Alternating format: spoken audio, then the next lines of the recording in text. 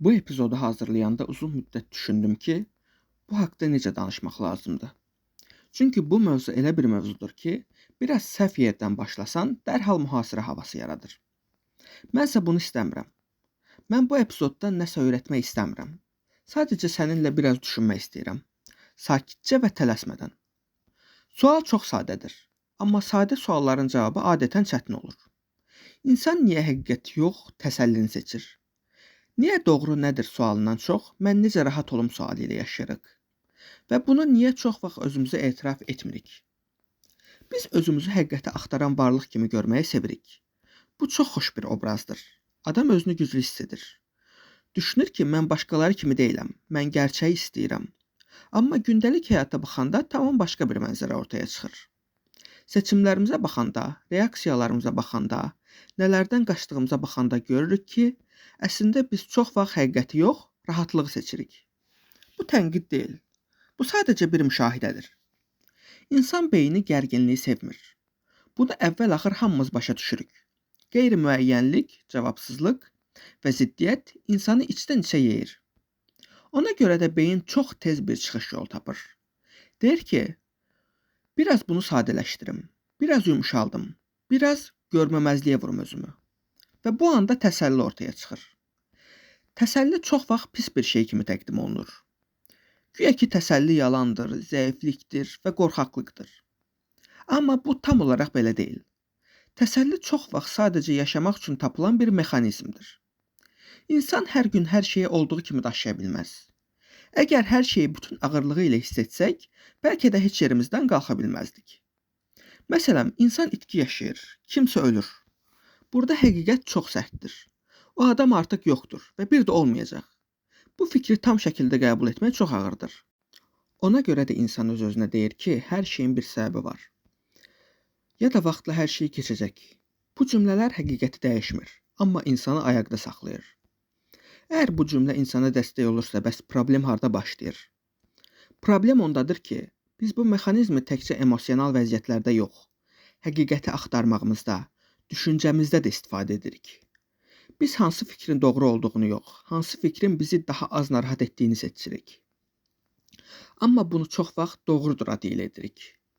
Çünki insan nadir hallarda özünə deyir ki, mən bunu ona görə seçirəm ki, rahatdır. Biz deyirik ki, bu məntiqlidir, bu düzgündür, bu daha ağlabatandır. Halbuki arxada çox vaxt bir rahatlama ehtiyacı durur. Biz bunun məntiqi olduğu üçün yox, rahat olduğumuz üçün seçirik. Lakin bunu məntiqlilik maskası ilə edirik. Burada biraz dayanaq. Özümüzə sual verək. Niyə sual verən insanlar çox vaxt sevilmir? Niyə hər şeyi didikləyən, rahat buraxmayan adamlar cəmiyyətdə problemli sayılır?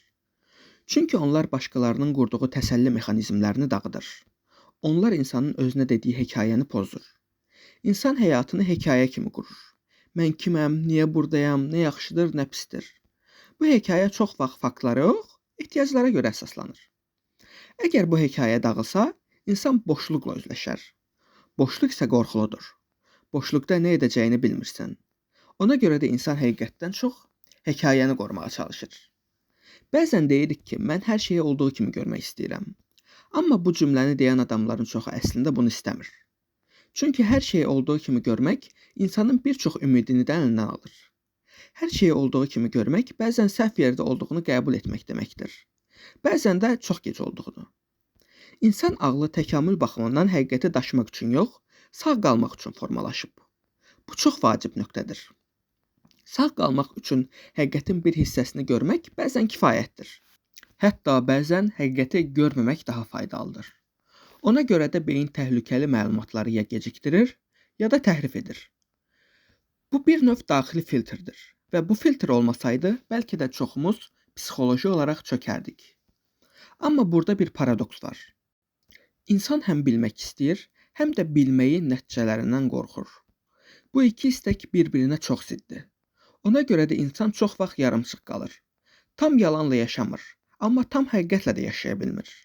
Biz yarımçıq həqiqətlərlə yaşayırıq. Seçilmiş faktlarla, işimizə gələn izahlarla. Bu təkcə fərdi məsələ deyil. Cəmiyyətlər də belə işləyir.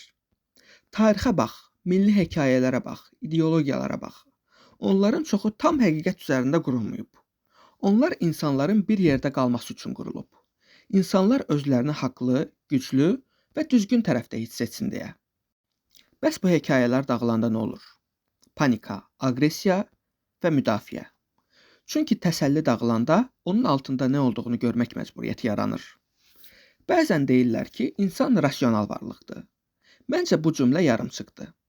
İnsan rasional olmaq istəyən, amma çox vaxt emosional rahatlığı seçən varlıqdır. Rasional qərar çox vaxt ağrılı olur. Çünki o, insanın özünə dediyi rahat yalanı dağıdır. Həqiqəti seçən insanlar yoxdurmu? Var. Amma bu insanlar adətən daha az rahat olur. Daha çox şübhə edir, daha az əmindir. Daha çox daxili gərginlik yaşayır. Həqiqətlə yaşamaq çox vaxt sabitlik yox, narahatlıq gətirir. Və hər kəs bu narahatlığı daşımaq istəmir. Daşıya da bilmir. Ona görə də təsəlli seçimi həmişə qorxaqlıq deyil. Çox vaxt bu, özünü qoruma formasıdır. İnsan hər gün qəhrəman ola bilməz.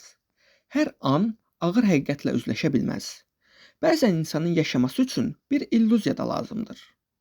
Problem o zaman yaranır ki, bu illüziya daimi vəziyyətə çevrilir. İnsan artıq həqiqətə yaxınlaşmaq istəmir. Çünki rahatlıq daha önə keçir.